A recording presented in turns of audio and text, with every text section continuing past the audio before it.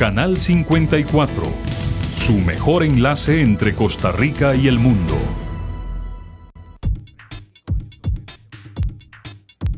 Usted decide, su programa de análisis y opinión que marcará el camino rumbo a las elecciones del primer domingo de febrero del 2014. Seguiremos el acontecer nacional, los temas país y el desarrollo de las propuestas políticas. Usted decide. Conversaremos con las y los actores de la política costarricense. Tenga presente, nadie debe decidir por usted. Para tener un mejor país, usted decide.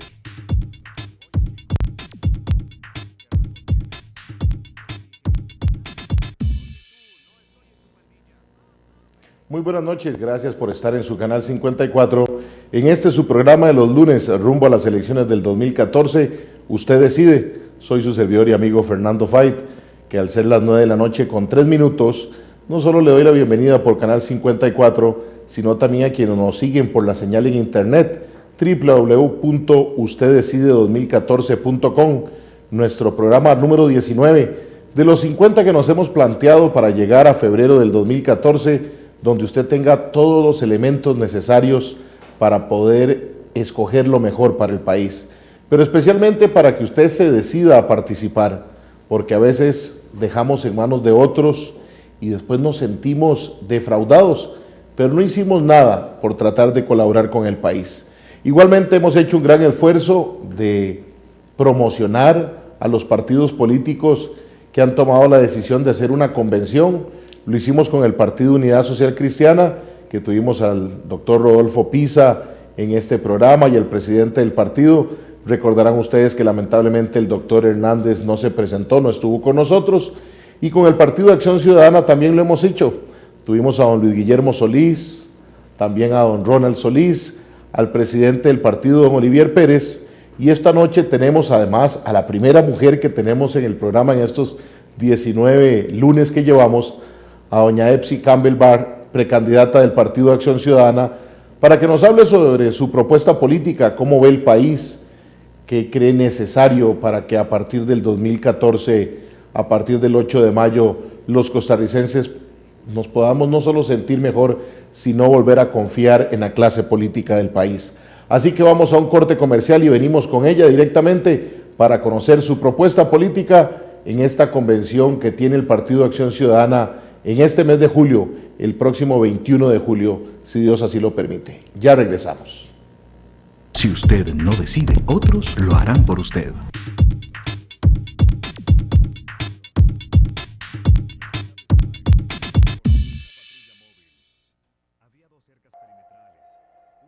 Vean.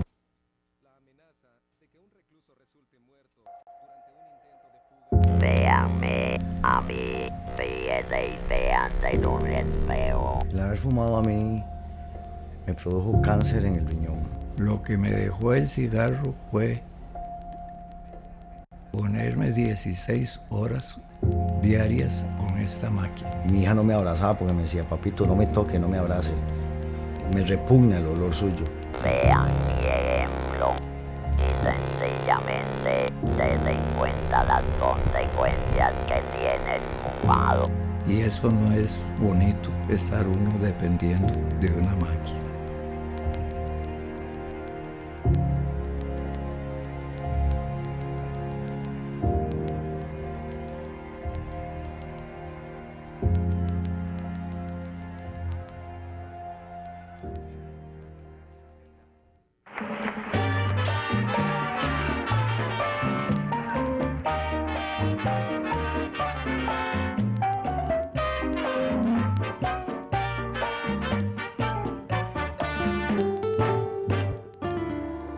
Música de ayer, hoy y siempre. Hay melodías y canciones que marcaron épocas, al igual que marcaron con alegría y nostalgia a muchos corazones. La calle del recuerdo, porque recordar es vivir.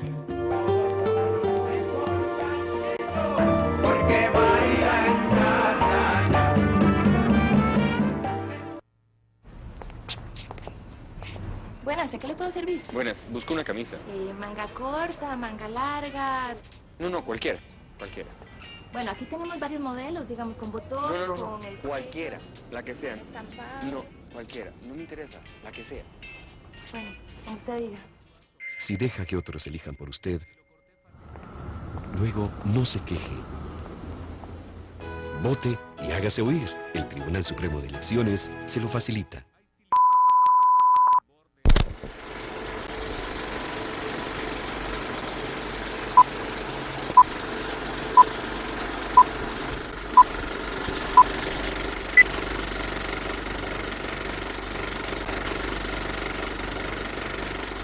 Si usted no decide, otros lo harán por usted.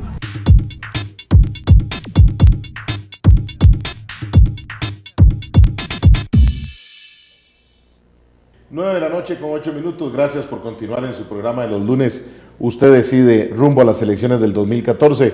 Como les comentaba en el preámbulo del programa, hoy nos acompaña la licenciada Epsi Campbell Barr, precandidata presidencial del Partido Acción Ciudadana.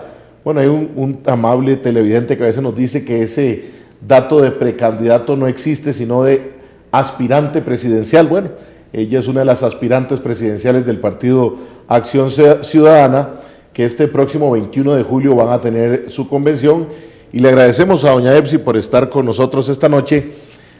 A veces no nos gusta en este programa ponernos a decir quién es nuestro invitado, sino que lo primero que le preguntamos es que le cuente a nuestros televidentes quién es Epsi Campbell Barr. Bueno, yo soy una costarricense que nació en la provincia de San José, economista de profesión con una maestría en cooperación internacional para el desarrollo. He sido durante toda mi vida profesional independiente, vinculada a organismos de cooperación internacional y a organismos e instituciones multilaterales, con las que he trabajado como profesional independiente. También he coordinado y sigo coordinando una serie de proyectos relacionados con el desarrollo social y la inclusión social de diferentes sectores de la población. Soy madre de 2 hijas, me he definido en mi vida, una parte importante de mi vida como activista social, y de alguna manera que ingresó a la política como un proceso lógico de su trabajo en las comunidades y con sectores menos favorecidos de la sociedad. Actualmente militante del PAC, mi única historia política está con el Partido Acción Ciudadana, al que ingresé en el año 2001 por invitación de los y las fundadoras como aspirante a una candidatura a una diputación y luego, por supuesto, como diputada. Una mujer apasionada, me siento comprometida con este país, feliz de ser costarricense y en este momento de mi vida presentando humildemente mi nombre para, en primera instancia, asumir una candidatura dentro del Partido de Acción Ciudadana para que ese sea el paso necesario para llegar a la presidencia de la República. Doña Epsi, usted es de esas personas que tienen la oportunidad de haber visto este proceso de crecimiento, de cambio del Partido de Acción Ciudadana. ¿Cómo ve usted al PAC? Porque a veces, según el analista político, dice es que tuvieron un momento cuando la campaña contra don Oscar Arias muy alto, después ha caído, se hacen análisis de 3 fracciones legislativas muy diferentes. Usted le tocó estar en una primera que además también marcó camino del PAC. ¿Cómo ha visto usted el desarrollo del Partido de Acción Ciudadana, que también para algunos al principio decía es un partido, pero no habla de lo mismo que hablan los distintos partidos que existían? ¿Cómo ha evolucionado? ¿Cómo está el PAC hoy en día? Bueno, muchas gracias por la pregunta, porque me parece que es una buena introducción a lo que implica el proceso electoral del 2014. El Partido de Acción Ciudadana nace como una respuesta a la realidad política que vivía el país a principios de este siglo. A mí me parece que uno de los aspectos más importantes del partido tiene que ver con esta acción visionaria del líder fundador, que mirando el deterioro de la política tradicional es capaz de convocar a una cantidad de personas para efectivamente cuestionar la forma en que se venían manejando las instituciones del Estado y la forma cada vez más creciente de corrupción, en donde unos pequeños grupos utilizaban los partidos políticos para enriquecerse a sí mismos y a sus amigos y a los grupos a los que pertenecían. De manera que el PAC hace una cosa que para mí es maravillosa. Convoca, se funda sobre dos pivotes fundamentales. Por un lado, el de la ética, lucha contra la corrupción y eficiencia del Estado. Digamos, es mirar qué es lo que está mal en términos de la forma de hacer gobierno y cuestionando un modelo económico neoliberal que estaba abandonando a los y las costarricenses. Pero por el otro lado, le da el protagonismo a la ciudadanía. Y por eso muy acorde su programa con el tema de Usted Decide, porque esa fue la convocatoria y la invitación que le hizo el partido a la ciudadanía costarricense. El PAC cuestiona toda la forma de hacer las cosas y nos establecemos incluso un reglamento y un marco ético de acción en el que las personas que llegamos a los puestos políticos de elección nos comprometemos a respetar de manera tácita y directa, sin tapujos. Eso hace y genera un cambio tan radical que cuando algunas personas decidieron que querían cambiar ese código de ética, el partido prefirió que se fueran a cambiar el compromiso y la carta con que habíamos sido presentados ante la ciudadanía. Eso te dice también de un compromiso demasiado claro con la ciudadanía. El PAC empezó a generar una especie de esperanza, certeza, esa sensación de que es posible cambiar las cosas cambiándolas, que el discurso fue tan contundente que por primera vez en la historia política de Costa Rica se presenta un partido nuevo y logra el 26% de los asientos en la Asamblea Legislativa. Rompe la lógica del bipartidismo histórico y para esa oportunidad hay 14 diputados y diputadas del PAC, hay 17 de Liberación y 19 del Partido Unidad Social Cristiana. Como usted ve, eran fracciones bastante homogéneas por ese discurso tan contundente y esa convocatoria tan contundente que se hizo a la ciudadanía.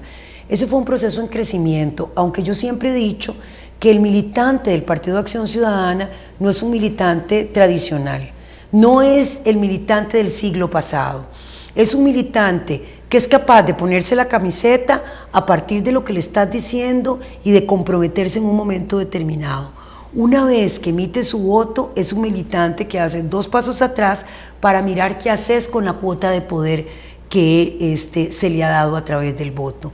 Entonces, por supuesto, en ese sentido es muy difícil medir al PAC entre los procesos electorales, porque no es el típico militante histórico de los partidos tradicionales que una vez que decide que es liberacionista, de ahí la camisa se le queda pegada a la piel y la tiene pegada a la piel él, sus hijos, muchas veces hasta por generaciones la gente sigue un partido político. Pero bajo esta lógica que usted nos plantea, esos que dieron 2 pasos para atrás, que votaron fuertemente en la primera elección, ¿no les ha gustado algo del PAC en la segunda y en la tercera, que no volvieron a dar los 2 pasos para adelante? No, en el 2006 se consolida más bien, y en lugar de 2 dan 3, y nosotros subimos en términos de el mandato electoral del 2002 al 2006.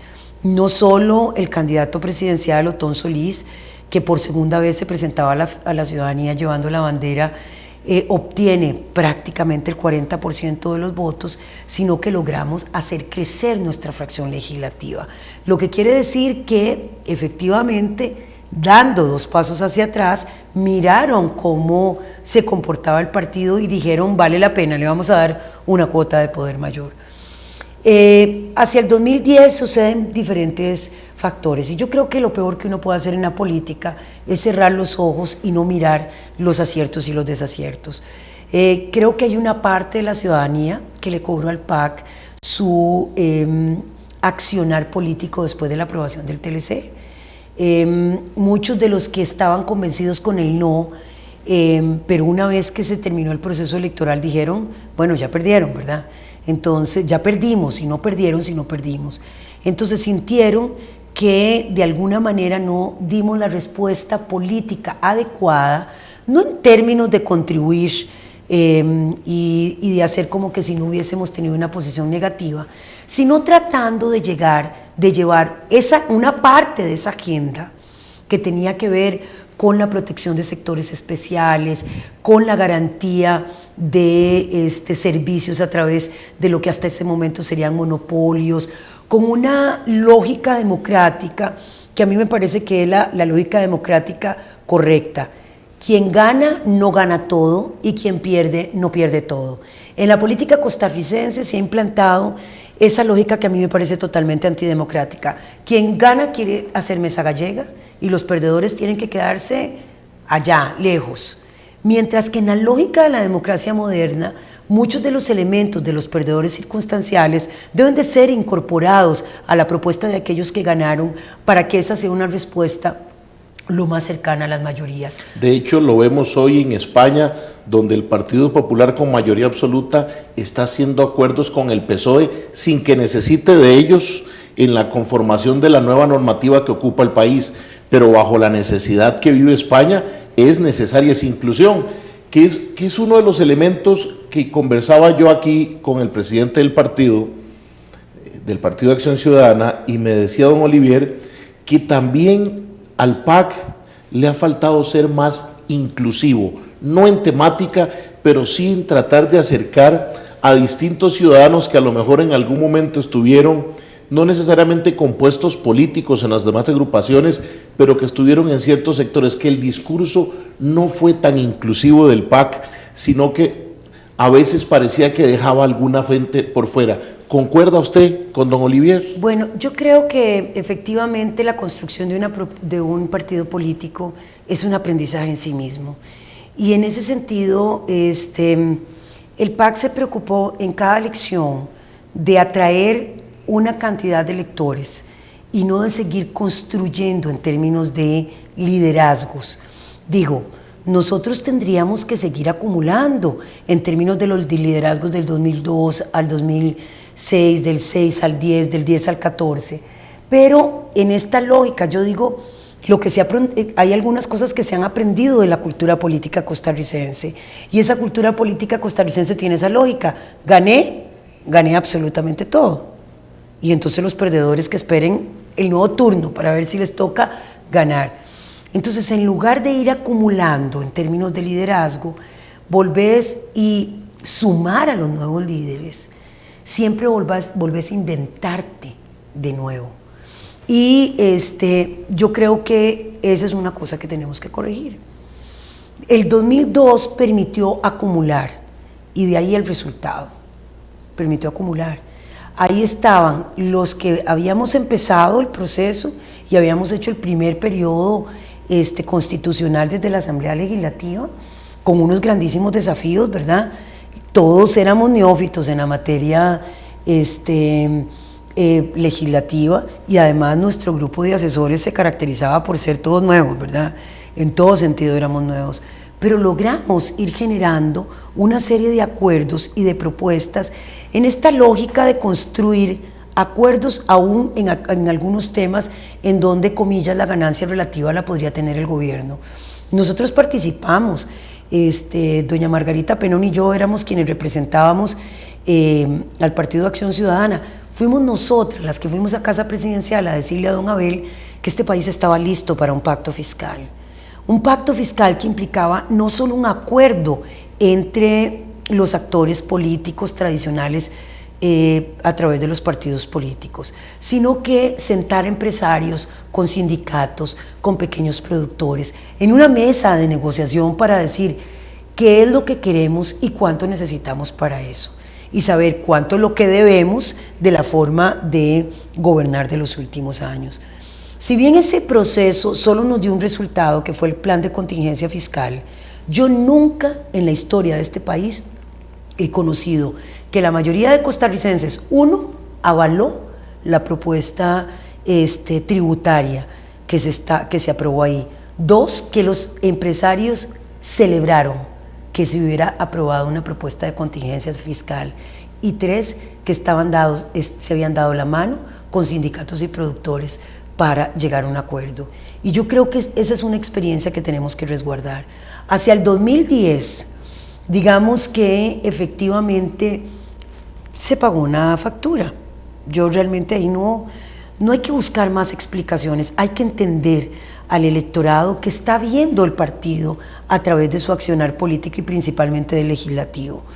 Y de alguna manera la población no consideró correcta nuestro accionar, y yo digo que fundamentalmente post-TLC. Aprovecho antes de irnos al corte comercial.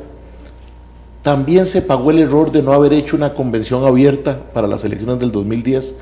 Yo, por lo menos en el análisis político, creo que el PAC hubiera tenido un mayor crecimiento, una mayor fortaleza, pero le pregunto, porque usted fue parte de ese proceso, ¿se necesitaba una convención abierta como la que van a hacer ahora, haberla hecho para las elecciones del 2010? En ese tema yo he sido absolutamente consecuente. En el 2010 y en 2009, que fue la convención nuestra, yo propuse que la convención fuera abierta. No estoy segura de cuáles hubieran sido los resultados, pero lo cierto es que estaba totalmente convencida de que si se abrían las puertas se tenían que abrir totalmente. Hay gente que tiene una experiencia relativamente traumática de la política tradicional. Yo, conociendo al electorado costarricense, es mentira que por miles gente de otros partidos participan en otras convenciones para incidir en lo que se llama el candidato, la candidatura más débil. Eso es parte de más bien de las fantasías políticas de algunos. Nos cuesta sacar a la gente para que vaya a votar en nuestros propios procesos electorales internos, pero se convirtió en una leyenda urbana este tema de que Liberación Nacional todo iba a llevar a la gente a votar en la convención del PAC. Eso no funciona así. Uno en una convención, y aquella que fue una convención muy interesante porque tenía a nuestro líder fundador participando en ella, hubiese permitido que mucha más gente se incorporara en el proceso para la elección. Y lo que es verdad, y el liderazgo de Otón es verdad. Entonces yo nunca entendí que con ese liderazgo y ese reconocimiento nacional, algunos planteaban con temor abrir la convención. De manera que hoy lo que entiendo es que eso era una parte necesaria. Digo, en el proceso una a veces quiere acelerar, estás viendo un poco más allá de lo que los demás pueden mirar, tenés diferencias con unos y con los otros, pero era necesario vivir esa etapa. Nadie sabe a ciencia cierta cuáles son todos los elementos que jugaron en esa elección. Lo cierto es que pagamos una factura.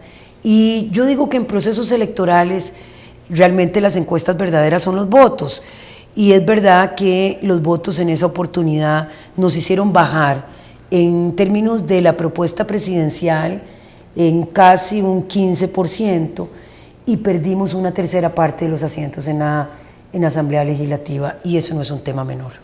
Son las 9:25 p.m, usted está en su programa Usted Decide. Vamos a un corte comercial y regresamos en esta conversación con doña Epsi Campbell, precandidata presidencial del Partido de Acción Ciudadana. Ya regresamos.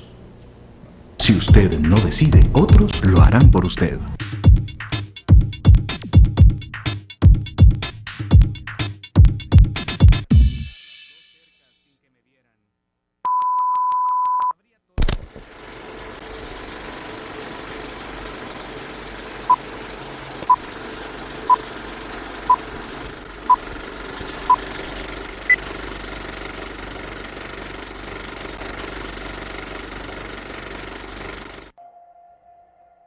Véanme a mí, fíjese y vean de dónde veo. El haber fumado a mí me produjo cáncer en el riñón. Lo que me dejó el cigarro fue ponerme 16 horas diarias con esta máquina. Y mi hija no me abrazaba porque me decía, papito, no me toque, no me abrace. Me repugna el olor suyo. Vean mi ejemplo y sencillamente se den cuenta las consecuencias que tiene el fumado. Y eso no es bonito, estar uno dependiendo de una máquina.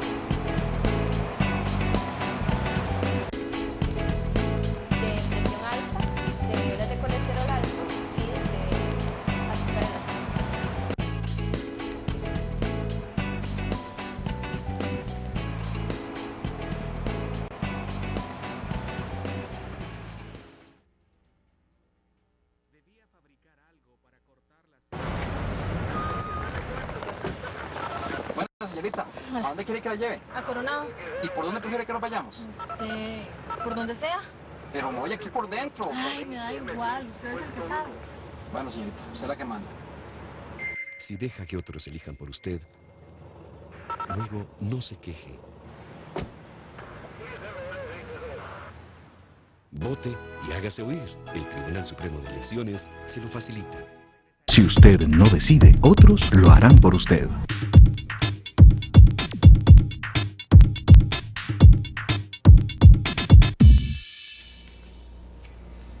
Nueve de la noche con 29 minutos. Recordamos nuestros números telefónicos 905-254-5454 o por medio de mensaje de texto 8717-2424. Los está viendo en la parte baja de nuestra pantalla por si quiere participar con alguna consulta o comentario con nuestra invitada, doña Epsi Campbell, precandidata presidencial del Partido Acción Ciudadana. Doña Epsi, cerrábamos con ese factura que se le cobró al partido después de lo que sucede al haberse aprobado el Tratado de Libre Comercio. Aunque quienes seguimos de cerca la política nos recordamos que la fracción legislativa se mantuvo cohesionada, hizo su lucha en todo lo que era la agenda de implementación. Hoy vivimos una asamblea legislativa muy complicada en todas las fracciones.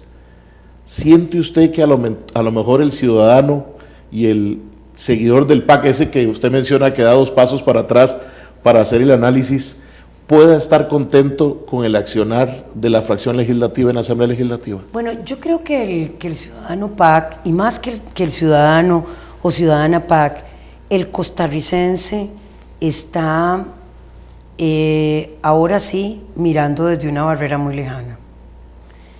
Ahora sí cuestionándose muchas más cosas, mirando en términos de lo que implica su vida cotidiana por una parte y lo que está pasando en la vida política por la otra. Yo miro con mucha atención las críticas que se nos hace como partido, porque la verdad es que es absurdo, como se lo decía yo al principio, tapar el sol con un dedo y empezar con una euforia simplemente sin mirar cuál es la base de lo que tenemos el día de hoy. Yo creo que el ciudadano y ciudadana costarricense y la gente que ha estado con el PAC empieza de nuevo a calentarse un poquito y hacer una cosa que para mí es muy importante, darnos el beneficio de la duda. ¿Y por qué digo el beneficio de la duda? Porque efectivamente el PAC nunca ha llegado al Poder Ejecutivo, porque definitivamente la historia, cuando seguís una historia dentro de la misma Asamblea Legislativa, la Asamblea Legislativa se va complejizando en términos de las relaciones, de los acuerdos, de las posibilidades de tomar, digamos que aquellos temas que son estratégicos y que estas decisiones sean coherentes con lo que está pasando en el Poder Ejecutivo. Y entonces, por supuesto, hoy yo creo que los partidos políticos en general, y el PAC no es una excepción, tienen unos niveles, no los niveles óptimos, digamos, de afinidad con relación, sus partidarios están ahí en esa lucha. Por eso yo digo, están, como digo yo, la identidad del partido. 2 pasos atrás, mirando, analizando, pero están empezando a entender una cosa que para mí es básica. Tanto el trabajo de la fracción como el trabajo de las autoridades del partido han tenido diversas críticas, aunque igualmente a la fracción legislativa ha tenido suficientes aciertos para que algunas personas califiquen como muy positivo algunos temas que se han llevado desde la fracción legislativa.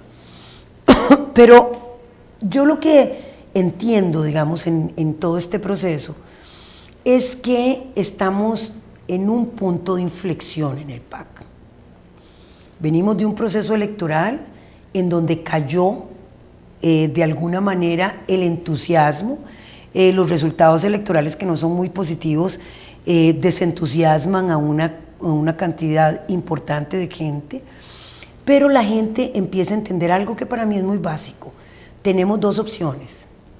El mandato del partido nuestro original era transformar la política tradicional.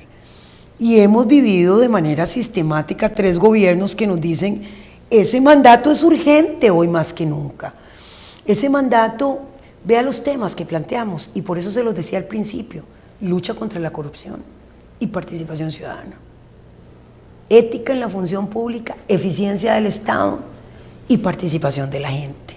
Una propuesta que se centre en los ciudadanos y ciudadanas costarricenses, en los empresarios nacionales y no solo en los extranjeros. Eso es lo que planteó el PAC. ¿Y cuál es el diagnóstico de hoy?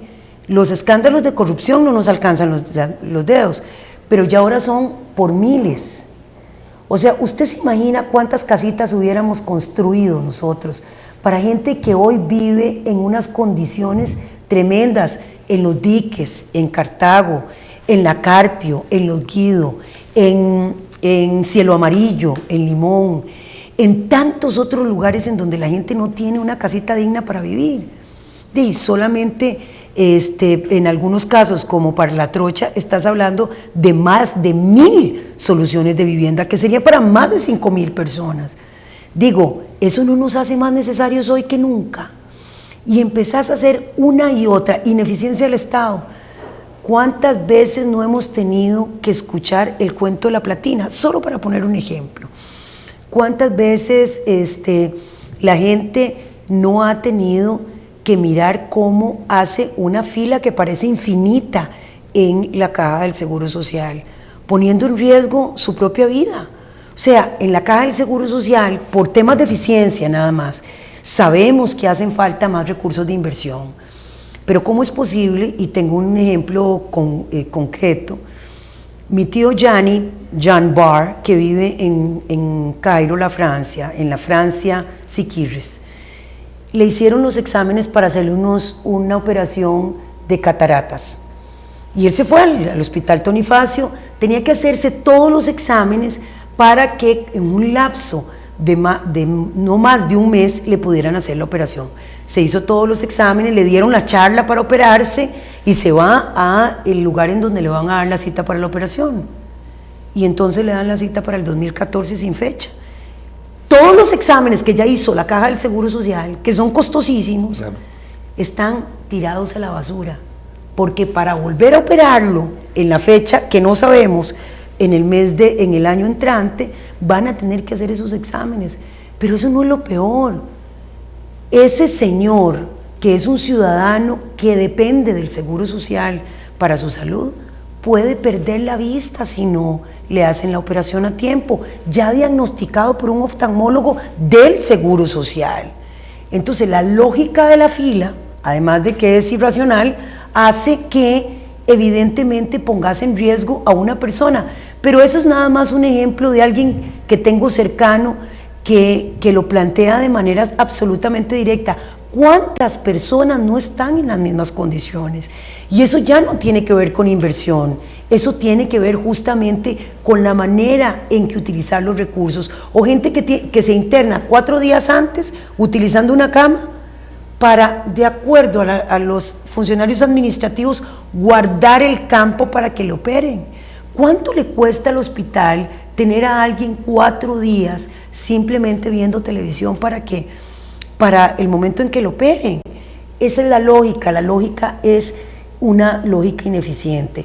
Entonces, si bien hay un montón de funcionarios y funcionarias comprometidas que dan lo mejor de sí para dar un servicio, hay una estructura ineficiente por una parte y por el otro corrupta, que hace que los recursos se vayan hacia un basurero que no es tal, porque hay unos pocos que se están beneficiando de la ineficiencia y de la corrupción de las instituciones. Doña Epsi, usted nos reafirma con su mensaje cómo nació el Partido de Acción Ciudadana. En ese mismo asiento donde usted está, estuvo don Ronald Solís, precandidato también del PAC, y don Ronald, yo le planteaba si él compartía la agenda de la fracción. Él me decía que todas son agendas del PAC, pero que él sentía que no había una cercanía con esa realidad que usted también plantea, que qué es lo que ocupa el país en este momento, más empleo o una conversación sobre el empleo o una lucha que también es válida por derechos de minorías en el país. y él planteaba un poco que esas son las visiones de las prioridades, porque todo es parte de la agenda del PAC. Yo me encuentro en el Facebook de una persona militante del PAC que propone y dice: no estoy proponiendo que se abandone el tema de la ética, lo que estoy diciendo es que con solo ese tema no se ganan las elecciones. ¿Qué le falta al PAC para que más cantidad de gente crea ese mensaje? Bueno, primero que yo creo que eso es apenas uno de los pivotes, fundamental, porque implica el manejo de los recursos públicos. Y entonces, por supuesto, que las prioridades de un gobierno PAC tienen que ver con un crecimiento económico con distribución, que genere empleo, que distribuya, pero que promueva el emprendedurismo para aquellos que tienen capacidad de generar sus propios negocios y a su vez generar empleo para terceros.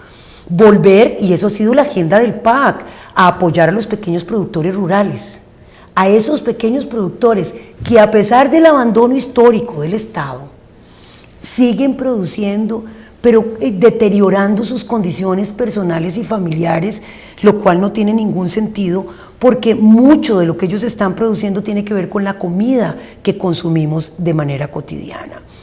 Estamos hablando entonces de un tema relacionado con los EBAIS, por ejemplo, con la salud primaria, la atención primaria, que por cierto, promovida por el doctor Ortiz Gayer desde hace tanto tiempo, un concepto en donde la salud estaba a la par de la comunidad y la participación ciudadana y la prevención permitía que se gastaran muchísimo menos recursos en términos de atención, porque le da un rol directamente a la comunidad en todo el proceso de salud. Saca, es un hospital, por eso la lógica era el hospital sin paredes, porque saca el hospital y la salud fuera a la comunidad.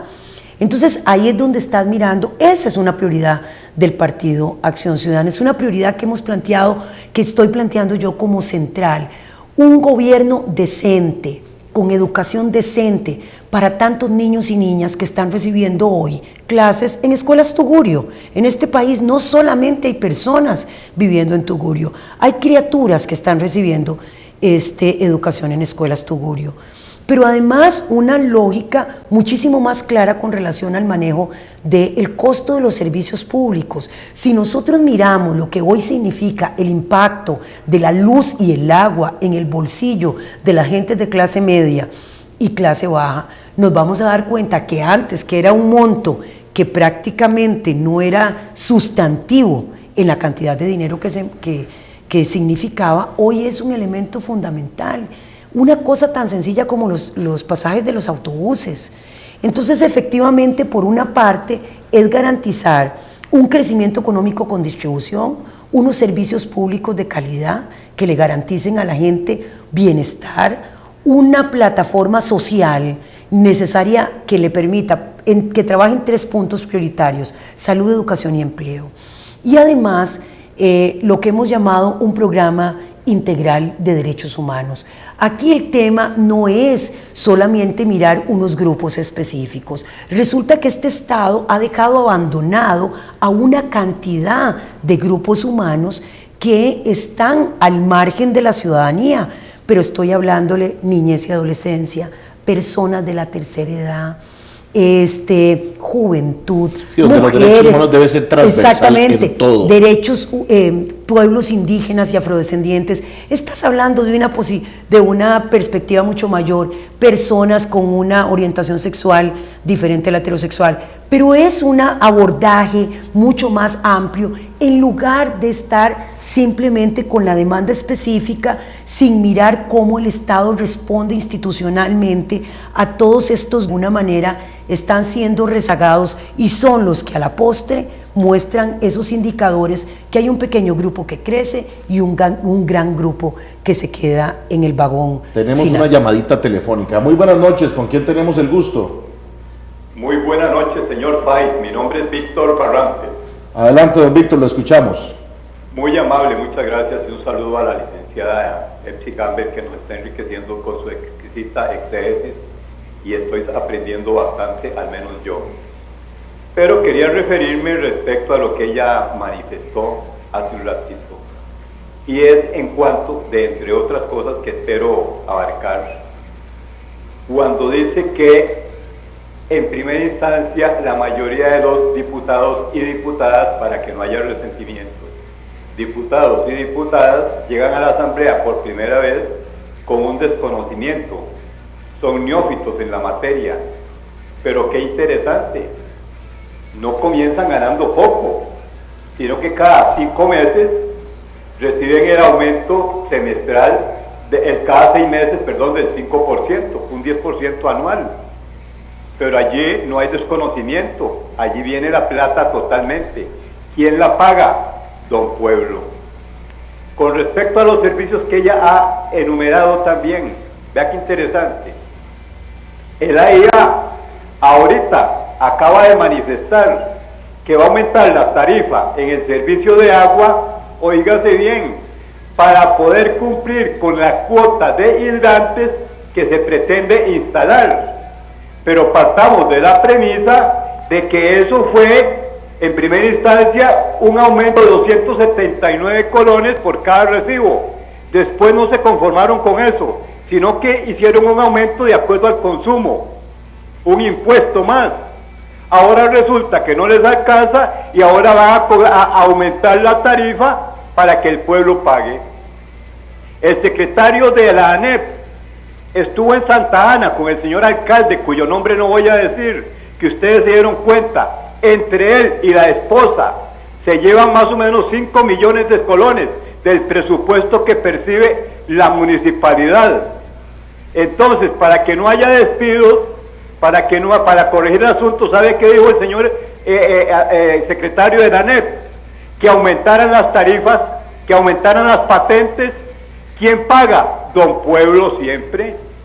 Entonces hay equidad y justicia en la distribución de la riqueza. Aquí no, lo que hay es una iniquidad, y no digo inequidad porque esa palabra no existe. Hay una iniquidad en la distribución de la riqueza. ¿Quiénes están enriqueciendo? Los que llegan a los puestos públicos, diputados, alcaldes, síndicos jurídicos, regidores, los del Poder Judicial, presidente, ministros, etcétera, etcétera. ¿Quién paga? Don Pueblo. Entonces, dígame una cosa, ¿para qué hablamos de equidad en la distribución de la riqueza si cada vez esta clase, perdónese y permítaseme la expresión como dijo Juan Jacobo Rousseau en su libro El Contrato Social, que dijo que la clase política o el sector público era una clase parasitaria que no producía y que vivía a expensas de lo que produce el pueblo? ¿Qué produce un diputado? ¿Qué produce un presidente? ¿Qué produce un ministro? Simplemente una carga para el pueblo para vivir bien. Cuando se retiran, salen millonarios y el pobre siga pagando impuestos. Buenas noches. Gracias a don Víctor.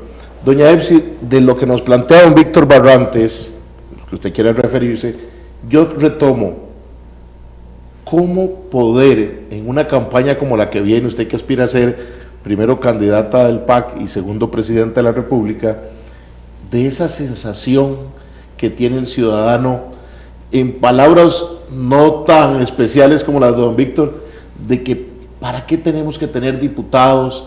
¿Para qué presidente? Por lo menos en esta que no tenemos ni regidores ni alcaldes en elección. Bueno, yo creo que don Víctor manifiesta algo que es absolutamente entendible. Y si una no se coloca en el lugar de él, probablemente no tiene ninguna capacidad para gobernar. Aquí usted tiene dos posibilidades: o tratar de defender a la clase política y a los funcionarios públicos, o ponerse en los zapatos de la ciudadanía. Y efectivamente, don Víctor está hablando de una realidad, o sea, está hablando de que cada vez que hay una necesidad, directamente se va al bolsillo de los y las costarricenses, pero es que hay bolsillos que ya están vacíos. Don Víctor, yo creo que usted tiene razón, hay excesos, pero lo que no podemos es pensar que podemos prescindir del Estado y de las personas que están allí, porque eso es lo que nos permite incluso hacer un tránsito democrático para ir transformando lo que no nos gusta. Una de las cosas que hemos propuesto y que yo quiero y que le vamos a proponer al partido es que pongamos un monto máximo del salario público. ¿Por qué? Porque efectivamente en tiempos de crisis no se vale pedirle a la gente otra vez más sacrificio, sin que las personas que estén en la clase política asuman un rol de sacrificio. O sea, efectivamente el Estado costarricense está quebrado, pero no podemos más que, y ahí hay un compromiso absoluto. Nosotros y nosotras hemos pensado que lo primero que queremos hacer es transparentar todos los salarios del sector público, todos. ¿Por qué? Porque efectivamente es con los impuestos de la gente que se paga los salarios de las personas. Nuestro partido está proponiendo que se disminuya al 0.11% los recursos que se gastan en la campaña política. Yo creo más bien que el PAC debería volver al 0.08%. Son como 18.000 millones de colones en una campaña política. Miren, eso es una cantidad de dinero extraordinaria. Y si bien hay que invertir en democracia, hay que hacerlo acorde a los tiempos. Estos tiempos son tiempos de vacas flacas para la gente que está preocupada por los 300, 500, 1.000 o 2.000 colones que le aumenta el recibo del agua. Entonces no es posible que nosotros digamos que solo porque es inversión en democracia se gasten esa cantidad simplemente espeluznante de recursos que está planteado hoy, que son 40.000 millones de colones. Y probablemente 40.000 millones es un monto que la gente ni siquiera puede imaginar en los ceros, porque es difícil dibujarlo en la cabeza. Pero con 40.000 millones de colones, que son como 80 millones de dólares, se podrían hacer al menos 3.000 casitas de bien social, y entonces ya es más fácil imaginarse una casita digna, decente, para una cantidad de gente. Eso significa para por lo menos 15.000 personas viviendo en casas decentes. ¿Me entiende? Por eso es que cuando uno piensa en lo que dice don Víctor, decirle, yo entiendo su rabia, don Víctor, yo lo entiendo. Pero si no nos metemos a tratar de hacer esta transformación, eso lo único que hace es que las mismas personas se queden haciendo lo mismo. La distribución pasa por los salarios también. Hay que tratar de que todos 5 que se invierten en el Estado dé resultado, y cada persona que está recibiendo un salario pueda dar cuentas por el trabajo que está realizando. Y pasa porque efectivamente se haga un modelo tributario más justo, en donde la carga no siga recayendo sobre el mismo sector, el que está más lastimado y el que se empobrece todos los días. ¿Es necesaria una reforma fiscal en el país? Es necesario una reforma fiscal, es necesario, pero yo lo miro desde la perspectiva de un pacto fiscal, porque yo quiero tener a los empresarios al frente diciéndoles, ok, mire, necesitamos educación pública que les beneficie a ustedes, necesitamos una cantidad de gente viviendo dignamente, a todo mundo le sirve. Un país que le da oportunidades a los niños y niñas de los sectores menos favorecidos es un país que está invirtiendo en seguridad, porque estas criaturas, si no están siendo educadas en las escuelas, están siendo educadas en las calles para robar. Y entonces, si no entendemos cosas tan básicas, nos vamos a dar cuenta que vamos a estar pensando siempre en multiplicar por 1000 en las cárceles y ya no va a alcanzar la plata para eso. Pero estamos deshaciéndonos de una gente que extraordinariamente podría estar contribuyendo positivamente en nuestra sociedad, mientras que está siendo un problema para la sociedad misma. Necesitamos salud, entonces lo primero es sentarnos con los actores que tienen que aportar para decir qué sociedad nos estamos imaginando en el futuro y cuánto nos cuesta esa sociedad, quiénes son los que pueden aportar más, quiénes menos, quiénes nada, quienes además no van a aportar nada y tienen que recibir a través de los servicios y de las transferencias que hace el Estado. Entonces yo creo que hay que tener una mirada mucho más dinámica. Esta es una oportunidad y de verdad quiero volver a decirle a la ciudadanía, tenemos 2 caminos, o seguimos en lo mismo y empeoramos, o nos damos el chance de cambiar para mejorar. Y este 21 de julio yo quiero invitar a la gente a que salga a votar. Quiero invitar a la gente para que alegremente vuelva a hacer lo que hicimos en el partido, que fuimos capaces, aquellos que tenían plata, de comprar una balderita, de aportar su carro, de poner la plata para la alimentación de ese día, de sentirnos que somos protagonistas de nuestra propia historia. Y los que no pudieron hacerlo porque no se atrevieron, tienen cabida ahora si sienten el llamado. Exactamente. Hoy todas las personas, solamente con su cédula de identidad, pueden ir al centro de votación. Les pido humildemente su voto. He estado en este proceso de vida, ya no solo político, capacitándome para poder asumir ese desafío.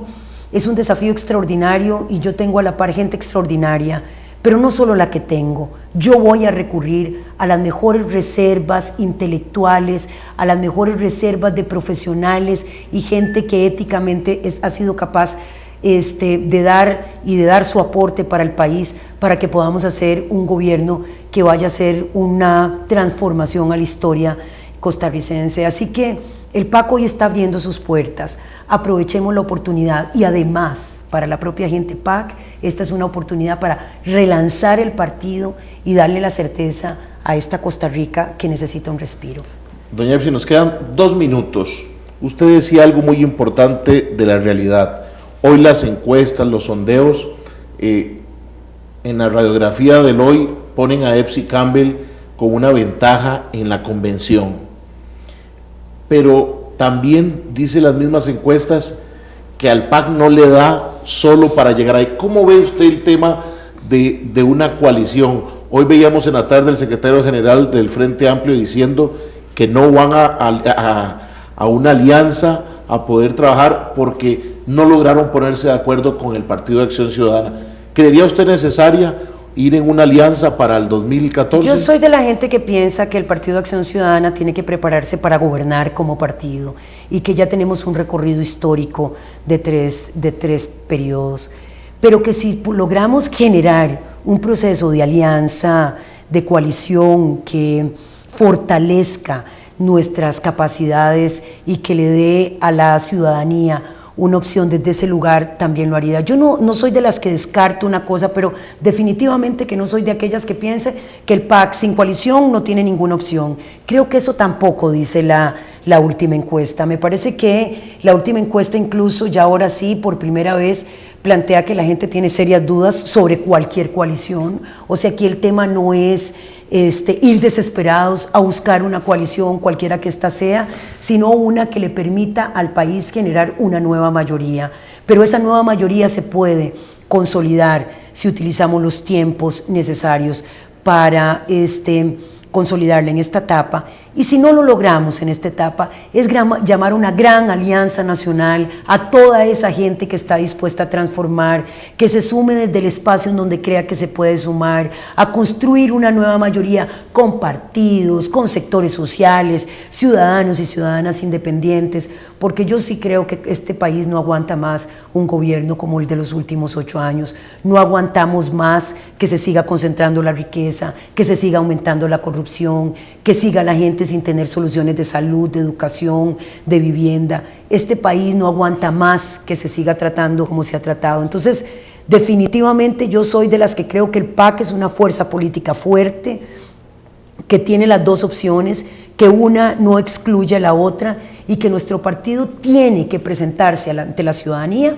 como un partido político que ya hoy está maduro para gobernar a partir de mayo del año 2014. Doña Epsi, muchas gracias. Esperamos, si gana la convención el 21 de julio, poder tenerla nuevamente cerca de las elecciones del 2014 aquí en su programa Usted Decide. Y a ustedes en sus hogares, gracias por habernos acompañado. También recibimos un par de mensajes de Alajuela, no pudimos por lo avanzado que se nos fue el tiempo, pero le agradecemos su sintonía. Próximo lunes, 15 de julio a las 9 de la noche, cerramos este ciclo de la convención del PAC con nuestro invitado, el licenciado Juan Carlos Mendoza García, para que nos acompañe. E igualmente, el próximo miércoles va a tener usted ya la oportunidad en nuestro canal en YouTube, Usted Decide 2014, de poder ver este programa, así como los 18 anteriores. Que tenga una feliz semana. Soy Fernando Fait y le agradezco de que tome el tiempo por su país para que usted decida y no sean otros lo que hagan por usted. Muy buenas noches.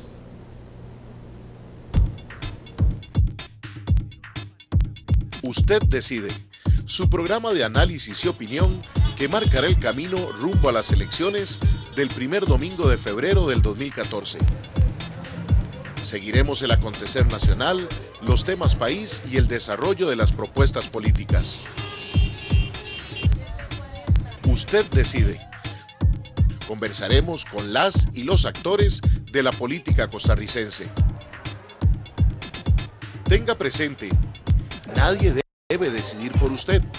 Para tener un mejor país, usted decide.